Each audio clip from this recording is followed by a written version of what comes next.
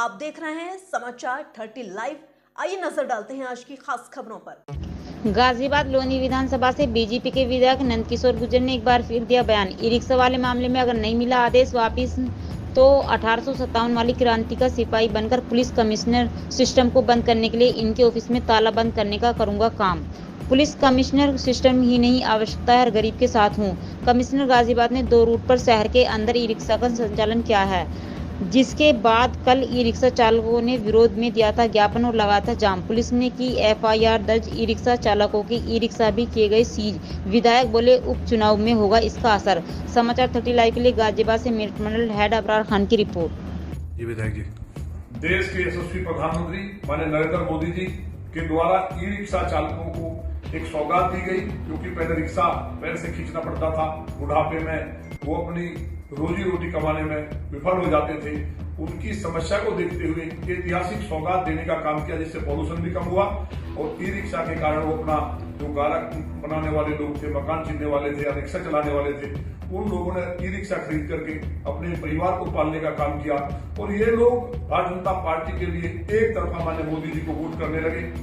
इसको जिस मंशा के साथ गाजियाबाद पुलिस कमिश्नर को भेजा गया, लोकसभा में सफल नहीं हुए। अब ये सोच रहे हैं कि कहीं ना कहीं उपचुनाव में भाजपा का नुकसान हम कर पाए, तो ये किसी कीमत पर बर्दाश्त नहीं किया जाएगा। भारतीय जनता पार्टी की सरकार पूरी तरह से गरीब के साथ है। ई रिक्शा चालकों का जो दमन किया जा रहा है, लाठीचार्ज किया जा रहा है, ये बहुत ही निंदनीय है। मैं इसकी कड़ी निंदा करता हूँ और मुझे उम्मीद है कि भगवान ये सद्बुद्धि देगा। जाम नहीं लगना चाहिए, ये सभी मानते हैं, लेकिन इसके लिए ट्रैफिक पुलिस है, इतनी भारी संख्या में पुलिस है, चौराहे पे खड़ी है, उसकी व्यवस्था बनाने का काम पुलिस को करना चाहिए। लेकिन वो केवल मोबाइल में व्यस्त रहते हैं, क्योंकि वायसराय साहब बाहर निकलते नहीं है। तो ये दुर्भाग्य है।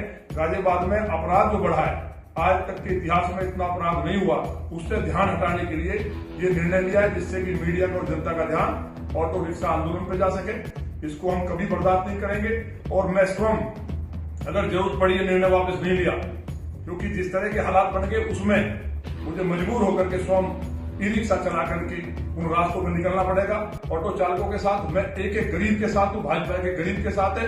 और फिर भी अगर सद्बुद्धि नहीं आई तो ये 1857 की क्रांति के लोगों की भूमि है। मैं स्वयं, क्योंकि यहाँ कमिश्नरेट की फिर आवश्यकता नहीं है, इस कमिश्नरेट सिस्टम को बंद करने के लिए इनके ऑफिस में ताला डालने का काम करूंगा और गाजियाबाद की जनता को साथ लेकर के यहाँ की न्याय व्यवस्था को ठीक करने का काम हम करेंगे। मुझे उम्मीद है कि ये निर्णय वापस होगा, नहीं होगा तो मेरे एक गरीब के लिए जाना भी है। फिलहाल के लिए इस खबर में इतना ही। देश और दुनिया की तमाम बड़ी खबरों से अपडेट रहने के लिए देखते रहिए समाचार 30 लाइव। और हाँ, हमारी वीडियोस को लाइक व शेयर करना और चैनल को सब्सक्राइब करना ना भूलें। नमस्कार।